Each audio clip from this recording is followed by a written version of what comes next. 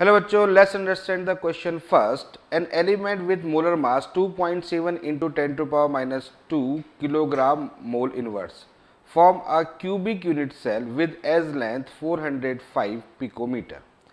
If its density is 2.7 into 10 to power 3 kilogram per meter cube, the radius of the element is the approximately.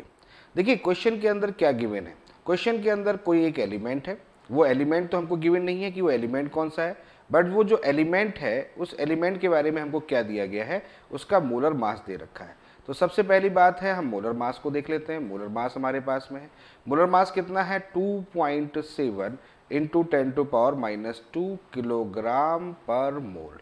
ठीक है, इसको अगर हम चाहें तो ग्राम में भी कन्वर्ट कर लेते हैं. तो ग्राम में कन्वर्ट कर लेंगे तो कितना हो जाएगा? यहाँ पर हो जाएगा 27 ग्राम, ठीक है, पर मोल हो जाएगा. क्लियर? ये तो इसका मोलर मास हो जाएगा. पहली चीज़ तो ये हो गई. सेकेंड थिंग क्या है हमारे पास में? हमें एज लेंथ दे रखी है, यानी ए की वैल्यूज दे रखी है. ए की वैल्यूज कितनी है? 405 पिकोमीटर है. ठीक है. और थर्ड थिंग क्या है हमारे पास में? डेंसिटी गिवन है. डेंसिटी हमारे पास कितनी है? 2.7 इंटू 10 टू पावर 3 किलोग्राम पर मीटर क्यूब दिया हुआ है. अब इसको आप चाहे तो इसको आप ग्राम पर सीएम क्यूब या सीसी में कन्वर्ट कर सकते हैं. तो वहाँ पर कन्वर्ट करेंगे कितना होगा? 2.7 ग्राम पर सीसी या सीएम क्यूब. ठीक है, ये चीज़ हमारे पास में आ गई. अब देखिए, अब आगे समझने की कोशिश करते हैं कि क्वेश्चन के अंदर देखिए रेडियस ऑफ द एलिमेंट हमसे कैलकुलेट करने के लिए कहा गया है.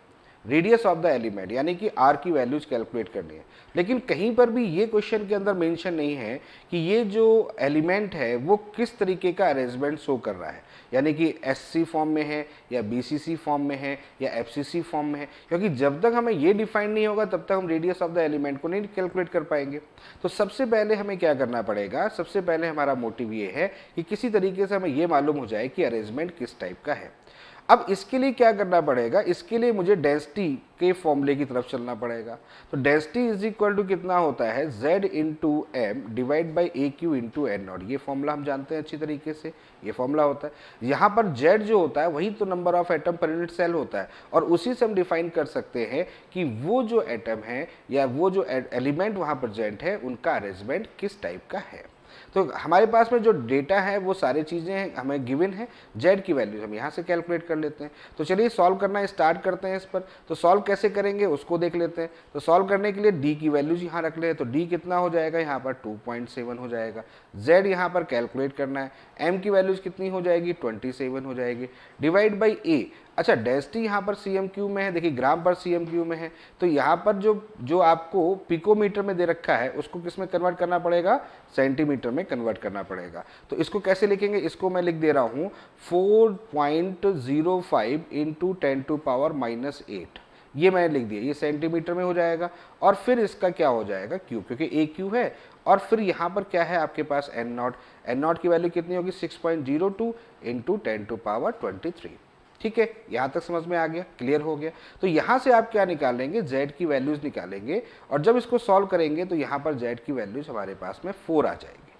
अब Z की वैल्यूज 4 आ रही है, इसका मतलब सीधा सा ये है कि ये जो अरेंजमेंट है वो किस फॉर्म में है? एफसीसी फॉर्म में है. अब एफसीसी फॉर्म में अगर अरेंजमेंट हमारे पास में है तो यहाँ पर अब रेडियस ऑफ द एलिमेंट हमें कैलकुलेट करना है. तो एफसीसी फॉर्म के लिए हम जानते हैं कि जैसे कि एफसीसी फॉर्म में क्या होता है, एटम कैसे प्रेजेंट होते हैं?